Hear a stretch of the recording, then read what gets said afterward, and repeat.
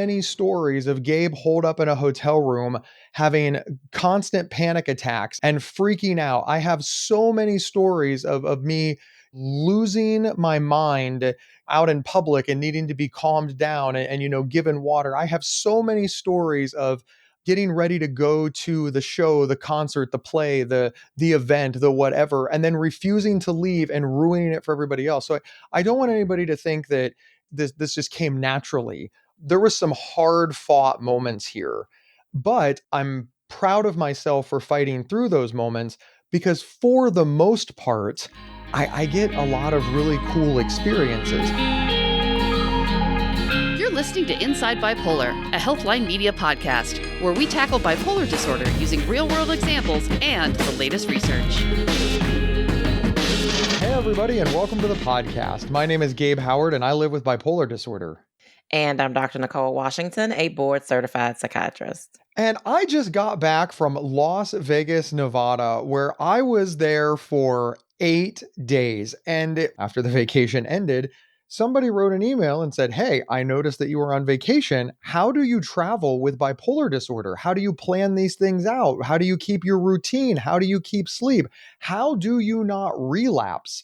And I thought, oh, wow, I actually have a wealth of knowledge on this, and I don't think we've ever even considered it as a topic. No, and when you brought it up to me, I thought this is fantastic because this really is something that I hear about a lot from my patients.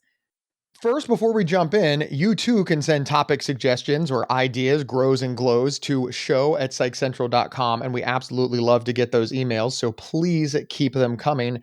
But diving in, the first thing that I want to say is it's not easy. I actually have a ton of safeguards in place that I'm just kind of used to because I've been managing bipolar disorder for a long time. But in the really early days, the early days of my recovery, one weekend away would mess up the rest of the month. All kinds of problems. So I want to start sort of at the catastrophic, where everything is stable, and then you go to a weekend getaway or a concert or something just for a couple of days, and poof, recovery gone.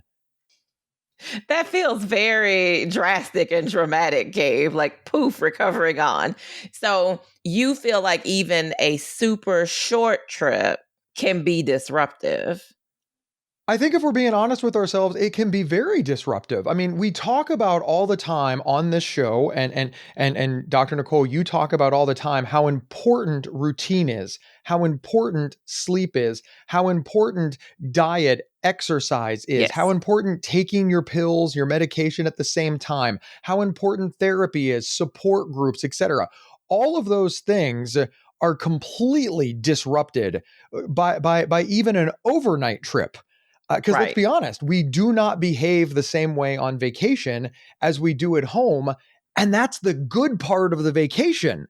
Yes. But it's also the bad part of stability with bipolar disorder. So we have to find a way to get those two things to coalesce together. Because I certainly don't want the message to be, oh, you were diagnosed with bipolar disorder? You can never experience anything again. Yeah. Stay home. Stay home. Don't ever go anywhere. Yeah. I don't want that to be the message. And it's not. No. Let's be clear. It's not. But for many people, especially in the early days of recovery, it can be very disruptive and have long-term consequences. So more so the routine disruption is what is leading to this. Not so much the trip itself, but the change in routine that comes with travel. Let's pull out a little and look at what a vacation is, right? Like the 35,000 foot view. Not for people with bipolar disorder, just period. People go on vacation to escape their lives. They eat foods that they wouldn't normally eat. They have experiences they wouldn't normally have. They sleep in beds they wouldn't normally sleep in. They tend to stay up later. So all of these things, can lead to emotions. Right? The vast majority of the emotions are good. But, I remember my mother saying, your father and I's worst fights were always getting home from vacation because everybody was tired and stressed and you're getting set for the real life. Now, my parents have no bipolar disorder to speak of, no mental health issues. And the vacation struggled them. And so you can only imagine with bipolar disorder, you start eating junk food, you start getting half the amount of sleep. We haven't even introduced concepts like, jet lag yet. I think that all of these things disrupt quote unquote stereotypical average normal people, right? Mhm. There is nobody I know who doesn't show up back at work on the first day after a week vacation where all of their coworkers are making the, oh, you look tired. Oh, you need retrained. Oh, hey, I bet you don't like being here. Hey, I bet you wish you were on the beach again. Right. And this, again, this has nothing to do with bipolar disorder. So, Who do yeah. you work with? Who do you work with if that's what they sound I work like? with New Yorkers and doctors. Neither of which sound like, I mean, that sounds like I don't even know. But That you know I'm right. You understand what yes, I'm you're saying, right. You're Dr. right. Nicole. This is when people come back from vacation, they look haggard. And again, I'm not saying people with bipolar disorder. I'm saying people when they come back from vacation, they tend to look, tired, etc. That first day back at work is hard. Yes. No, it absolutely can be. And you're right. Travel is disruptive to people without an illness like bipolar disorder. And so adding the bipolar disorder to it, as you all would have guessed, complicates things just a little bit. Interestingly enough, all the way back in 2021, over on Inside Schizophrenia, hosted by Rachel Starr Withers, she covered this topic. She called it Traveling with Schizophrenia. I do recommend looking up that podcast. It's the Inside Schizophrenia podcast. The episode title is Traveling with Schizophrenia. She gives a lot of good tips that I do think are relevant for people with bipolar disorder. But we're going to cover it because, well, it's our show, and that show is like, 3, 4 years old. But I Yes. think that putting some safeguards and having some reasonable expectations can really pay big, big dividends. But I want to hit the email. I'm going back to the email that I got from a wonderful listener, and the thing that he said is, I don't want to plan a vacation because you plan vacations, 3, 6, 9 months in advance. How do I know if I'll be stable then? How do I know that I won't be manic or hypomanic or depressed or anxious? And then I spend all this time, energy, effort, and money, and I can't go. I want to talk about that for a moment because that seems to be a big barrier to people even giving this a try. I hadn't thought about that angle of planning for travel and having to be concerned about, am I going to be in an episode 6 months from now? Am I going to be in an episode a year from now? So I say to that particular thought, none of us know what's going to happen 6 months from now. None of us know what's going to happen a year from now. I think for most of us, the way we deal with those kinds of things is to have trip insurance in place and to put mechanisms in place where we can cancel far enough in advance or try to get our money back or a lot of our money back. But I think if most of us based our travel on 100% certainty that I'd be in a good place to go at that time, none of us would ever plan anything. I think that that's a very reasonable thing to say. And to tie it back to our people with bipolar disorder, we've got to have a little faith in our stability. And I know that that can be difficult. We also have to have reasonable expectations. So I like the thing about planned vacations that you can cancel, right? Look at the cancellation policy and don't choose the no refund rooms. As far as trip insurance is concerned, I'm not sure that it covers mental health issues. Unfortunately, sometimes those trip insurance riders aren't worth the paper that they're printed on. Yes. So please read the fine print because I got to be honest, I don't know if any trip insurance is going to cover bipolar disorder. But in the event you end up hospitalized, Yes. that would Yes. be maybe a different Yep. situation. If you ended up in more of a severe episode where you ended up hospitalized. You make an excellent point there. The other thing, of course, that you can do is a lot of hotel rooms have 24-hour in advance cancellation policies. There are many vacation packages that while they won't refund your money, they'll let you reschedule up to a week in advance without any loss. These are some things that you can do to protect yourself. But let's also talk about, we tend to talk about things in the catastrophic. Right? I've planned a vacation for 6 months from now, and I can't go because I'm at my worst. And what I've really seen in my own recovery and the recovery of the people in my support groups, people that I work with, and over my 20-year career, is it's not the catastrophic that gets us. It's the diminish. Right? We're not at 100%, but we're also not needing hospitalized. We're also not in a major depression. We're just like, I don't know, I'm not looking forward to this. I'm scared, I'm worried, I'm unhappy. You just don't feel like going. And to those people, I say go. Get on the plane, get in the car, go. I think of my Uncle Jack in times like these. He always used to say that a bad day golfing was better than a good day working. And I took that to mean that even the worst time you have at your leisure activity, it's still better than going to work. It's still better than cleaning bathrooms at home. It's still better than doing household chores. It's still better than the daily activities of living, the mundane, boring minutia, right? That fills our world. So as hard as it is to say this next sentence, I think that if you go to Disneyland and you spend most of your time in the hotel room, I think many people would see that as a loss. They're like, well, I didn't see the fireworks, or I didn't enjoy all the foods, or I didn't get to ride all the roller coasters. And I'm not saying that there's not a conversation to be had there, because there is. But I also think we need to look at our wins. You got on the vacation, you got onto the property, you got onto the hotel room. You probably had some good experiences, and you can learn what happened that made it so that you did not have a good time, and what tips and coping skills can you put in place to make sure that next time you do ride the roller coasters, eat the food, and see the fireworks. And I got a ton of those tips. Well, I never doubted, Gabe, that you would have a ton of tips. You've been living with bipolar disorder long enough, and you travel. You go all kinds of places. You do all kinds of things when you feel like it and when you don't. So you are literally an expert in this topic. Now, Dr. Nicole, I don't know how you travel, but Lisa, the producer of this show, she has a saying, I can sleep at home. I can sleep at home. I need to maximize my vacation. This is not good for people with bipolar disorder, No. generally speaking. No, no.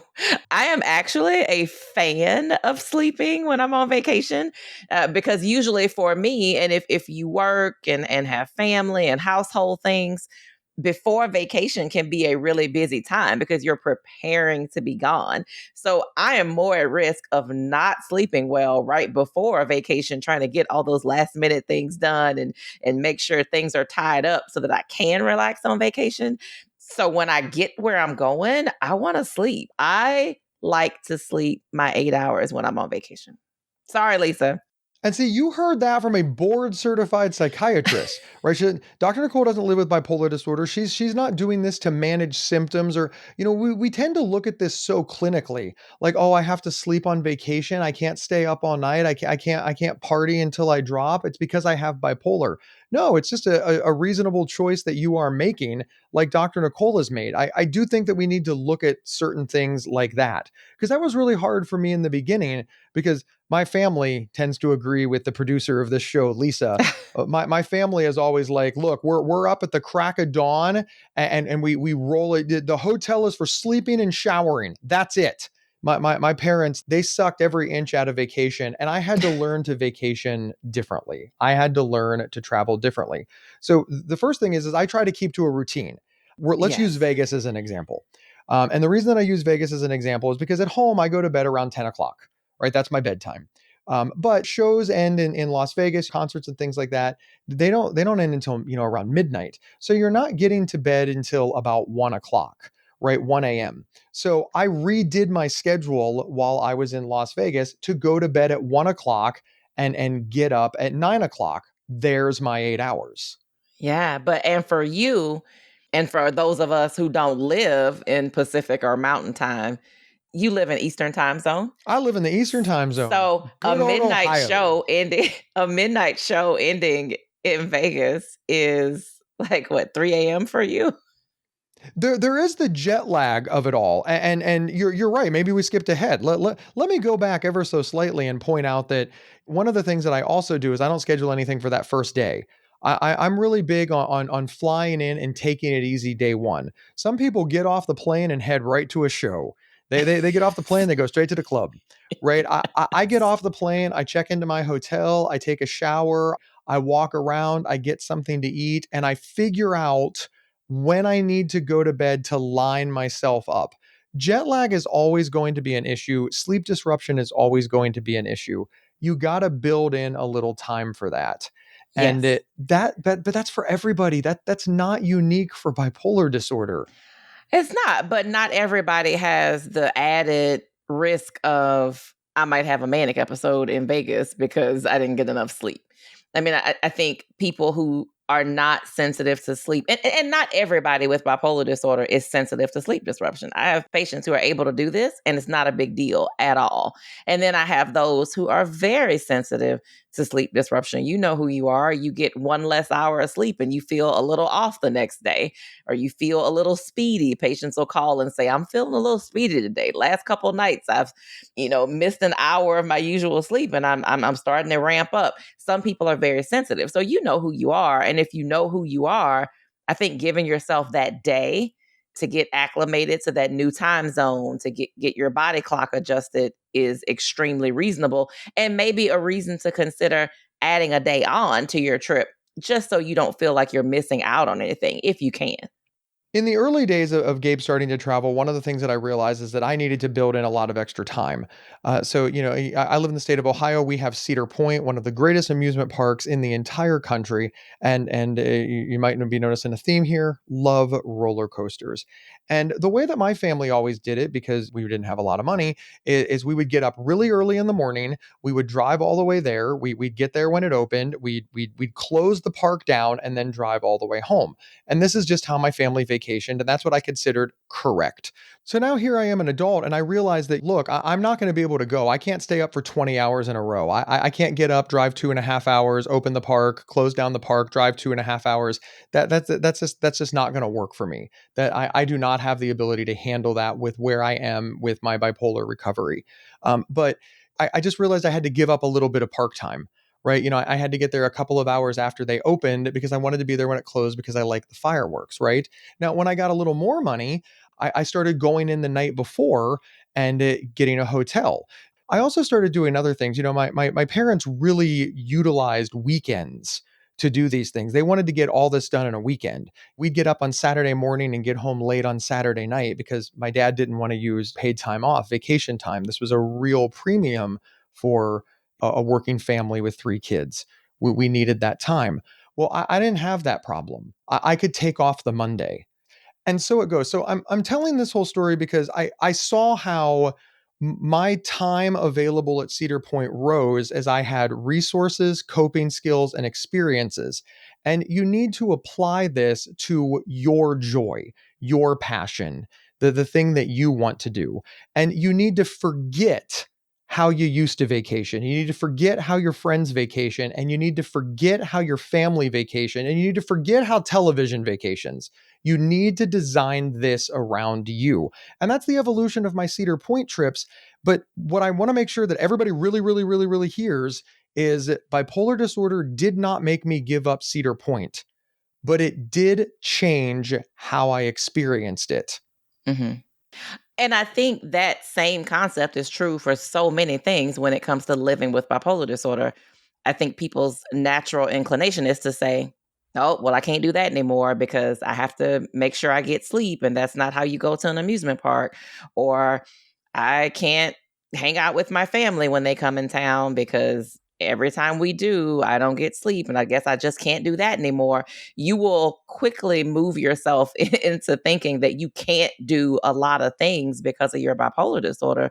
And it's not that you can't, you just have to reimagine what that looks like in a way that's healthy for you. And that is a good segue, Dr. Nicole, because many people with bipolar disorder report that they're dragging their family down. They're dragging their friends down. People don't want to go with them because they're a stick in the mud and they don't want to do all the things because they need more sleep or more breaks or more downtime. And to that, I say, look, I understand, right? You need to travel with people who are vacation compatible. But that said, this is where conversation becomes very, very important. Your spouse, your family, your friends say, hey, look, I can't do all these things. But this is where the internet and a little bit of time will provide. I can't tell you the number of times that I have spent sitting in a coffee shop, a museum cafeteria, because somebody's like, look, here are all the things that we want to do. And I'm like, I just can't go that long. And they're like, all right, I'll tell you what, I will go to, I remember in Washington, D.C., we build in the middle of the day going to the Smithsonian because I didn't want to see the Smithsonian, but my friends did. But the Smithsonian has a cafeteria. So we went over there. I went to the cafeteria, got myself a soda and had my little phone. And I'm sitting there decompressing, reading some great blogs on psychcentral.com and Healthline. See what I did there? See what I did there? Right. And I'm drinking my soda and sipping, and they're looking at art and artifacts from all over the world. A couple of hours later, they came and retrieved me. We went on to the next spot. Everybody wins and everybody was happy. And this is where communication becomes key with the people that you travel with, right? You need to find these ways that everybody can approximate what you want and you're not dragging them down, right? We Right. also need to reframe this. You're not the stick in the mud. You just have needs that deserve to be met. And hopefully the people you're traveling with understand that.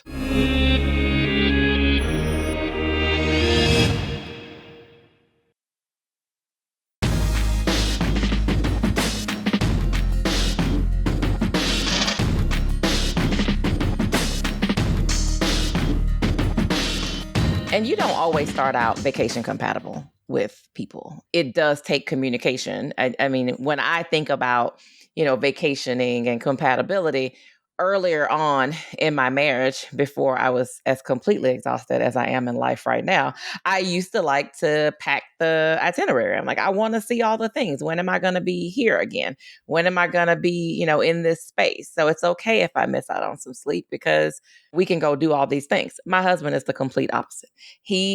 I'm on vacation. I don't want to schedule. I want to just get up when I want to, and we just move when we need to. And that took quite a bit of conversation and compromise for us to get to a middle ground. Well, now I lean a little bit more towards him, but I didn't always. And so I do think it is important to have those conversations and for both parties. So, family members, loved ones out there, don't get frustrated with your loved one with bipolar disorder who says to you, hey, I can't do all of these things with you today. Tell me which of these things means the most to you for me to be present, and then which ones can I skip out on? Because I don't really care about any of them, but I want to be with you for at least a part of the day. So those are also conversations that you can have with each other. Or maybe you ask them, hey, are there certain things on this itinerary that you don't necessarily want to do? And I can rearrange things to give you time to take a break or rest. I think those conversations can go a long way. One of the biggest things that I want to make sure that people are hearing is traveling is stressful on everybody. It's not stressful for people with bipolar disorder, although there are some specific things. And I do think that we've given some hints and tips. One of the things that we haven't covered is I know some people who can come back from vacation on Sunday and go to work on Monday. I suggest the buffer day. All right. You heard it here first, the buffer day. Make sure that the day you come home, you don't go back to work or back to the rest of your life the next day. Take the next day off. Even if you have to shorten your vacation by one day, I think it's really important. But I want to really hammer home that everybody has stress traveling. I think about a few years ago, I went to Las Vegas with my parents. This story has nothing to do with bipolar disorder. We all shared a condo. We all got the bright idea that we were going to travel together as a family and go see the Grand Canyon. And my father, who has decided that he is cold, turns on the heat in the desert. It is 100 degrees outside. We're sharing a condo. He turns on the heat because he's cold. My wife, my mother, me, we all lose our collective crap on my father. Like, why are you turning on the heat? And he's like, I'm cold. And we're like, well, we're all hot. Right. We're drenching sweat. But this is an example of where we didn't communicate well. The point is that's not a bipolar story. It's not a mental illness story. It's not a story of Gabe dragging anybody down. It's just a disagreement over the temperature of a condo that we were all sharing. And I think that many of the issues people with bipolar disorder have with travel are actually just personal preferences that we have assigned to bipolar disorder. I do think a lot of times we put extra pressure on ourselves with travel because we want it to be absolutely perfect and we want everything to go as planned and we want to make sure we're following the itinerary to the number of the second of when we're supposed to be places. But life isn't that way. And most of us don't plan our day-to-day lives like that. So then it's a little bit odd that we expect vacation to go as planned in a whole new environment that you're not even that familiar with. I do think we put a lot of pressure on ourselves for these vacations to be absolutely perfect. And that's just not reality. Do you remember the holiday episode, the Inside Bipolar holiday episode, where you, Dr. Nicole, pointed out that everybody's trying to have the perfect holiday. Everybody's trying to have a Hallmark holiday. Everybody is trying to have a made-for-TV movie holiday. Yeah. Everybody's just trying to mimic what they see on TV and read in stories. And you're like, that's literally insane. That's not possible, right? That's not how the real That's world works. What you need to focus on are the things that you can control. You need to make allowances for the things that you can't. You need to understand your own limitations, the limitations of the people around you, and you need to really severely lower your expectations. And if you do all of those things, you have a pretty good shot at having a decent holiday. And the reason I bring this up is because one of the biggest takeaways that I took from that episode, aside from lowering your expectations, was you pointed out that it's really important to build in time to recharge. Yeah. I do think that's a great idea. And I think we also have to pivot a little bit to the people who are traveling with their families, the parents out there who are traveling with their children. Because if anyone has ever gone on a vacation with their children, they know they weren't really on vacation. They were on a trip. They were not on a vacation for them, because parenting doesn't go away because you're on vacation. So you've done the amusement park, you've done the Disney, and as an adult who is not going with children on vacation, your experience is going to be quite different than someone who is going and you're bringing your kids and your partner and you're doing all the family stuff. Sometimes that can feel more like work than work. And it is easy to overlook the great points of the trip. So I would encourage you to not only really hone in and be intentional about picking out the positive things that happened on that trip and not focusing on all the mundane stuff, the parenting stuff. And then when you get back, I love the idea of an extra day off. Send the kids away. Send them back to school. Do whatever you need to do. Figure out where they can go. Ask your partner, hey, what are we doing to give us some time to actually rest after this trip we took with the kids? Because it is very easy to come off vacation just as tired and then turn around and go back to work and feel like you never took any time off. One of the things that I'm thinking about, Dr. Nicole, is that the basics still apply no matter where you are. I don't care if you're one town over, one state over, or one country over. There are some basics that we can apply no matter where we are, and I think that we absolutely should. You know, we've been talking about sleep, so let's get off that. Let's talk about alcohol use. Let's talk about drug use. Let's talk about the foods that we eat. Now, I absolutely want people to explore different foods, but I also, know that when I am on vacation, potato chips become, something that I just eat. Fried foods, right? Greasy and disgusting foods. I can, in fact, go on vacation and still eat a banana. I can go on vacation and still drink some water. And I can go on vacation and still choose not to drink alcohol or do recreational drugs. So when we're talking about travel and vacation, it doesn't mean carte blanche to break all the health rules. Some people can get away with it. Some people, God bless them, Dr. Nicole, they can drink from the minute they get up until they buy the drink package on the vacation and they get every nickel's worth. I don't think that's wise for people managing bipolar disorder.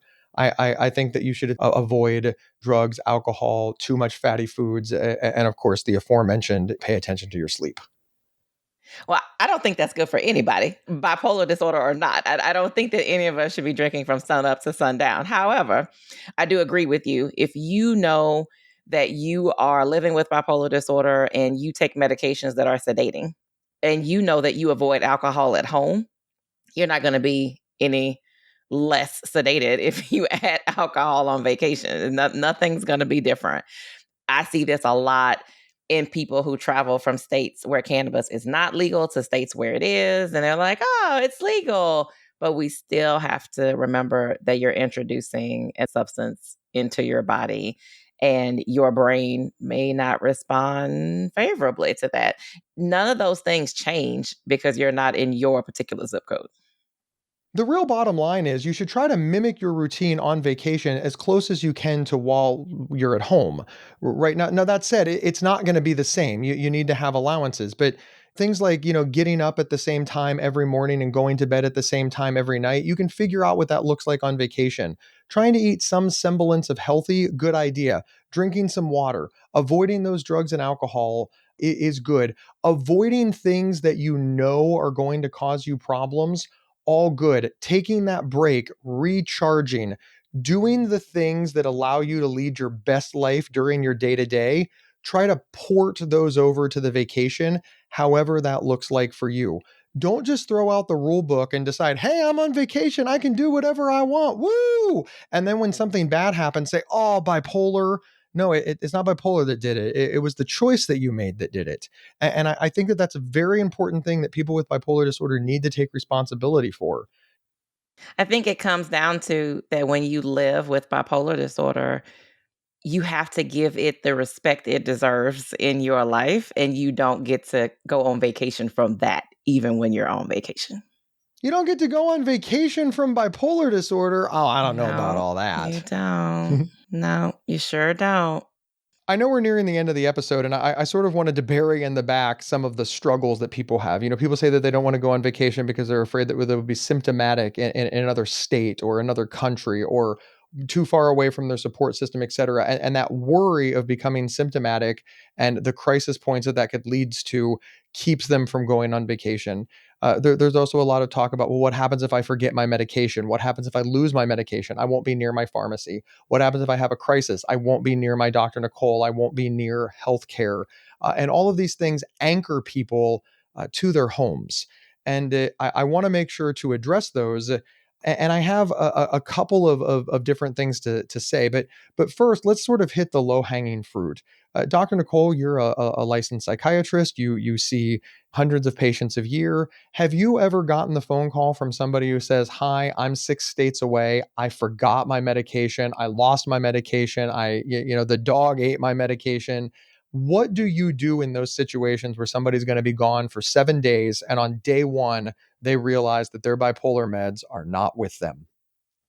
We can do a couple things for a lot of people, and a lot of people don't know this. If you have insurance, a lot of your insurance companies have mechanisms in place to help during these situations. So, a lot of your insurance companies have the ability for you to do an emergency fill for a short period of time. So, you may call your insurance company and say, hey, I know that I'm not due for a refill of my medication yet. I'm on vacation. I left them at home. I'm going to be without my meds for 7 days. Sometimes your insurance companies will say, yeah, we'll allow you to get a short-term fill to hold you while you're on vacation, because the inability to be able to afford those medications again, because people say, well, I just got them filled and I paid a copay. They're not going to pay again. I can't afford these meds by myself. And so that creates a level of stress. So for a lot of you, your insurance companies may have something in place to help you. Sometimes the pharmacist where you are, if you go and you explain, like, hey, I use Walgreens, CVS, Walmart, whatever, and I'm on vacation. I left my meds at home. Sometimes the pharmacist can okay a refill temporarily, like a smaller amount. And then sometimes people call me and they say, hey, listen, I need you to send in a 7-day supply of meds. And I will do that for people if they're on vacation and they've left them behind. That might get a little bit trickier if we're talking about controlled substances that you're taking. That might be a place where you may have some difficulty with that. But largely, most medications that you're going to be taking for your bipolar disorder, any person would probably rather give you a short-term supply to last you on vacation than to have you in a whole nother place unstable because you missed meds for a week. When we think about all the things that can go wrong, we're always thinking about the worst case scenario. And the worst case scenario is scary. But listen, the getting in a car accident multiple states away is scary. Having any health condition multiple states away is scary. Being multiple states away when something happens to a family member can be scary. There just is some inherent risk with life. And obviously, bipolar disorder carries inherent risk as well. But there are mechanisms in place, as Dr. Nicole has illuminated. Yeah. And I do think that most decisions we make are essentially a risk benefit decision. And so you're saying the benefit of me being able to have these life experiences is far greater than the risk of me being hospitalized emergently, because you see hospitalization as it's a big deal always, but it's a big deal no matter where you are. So it's a big deal in your home, or it's a big deal and you've had some experiences to go along with it.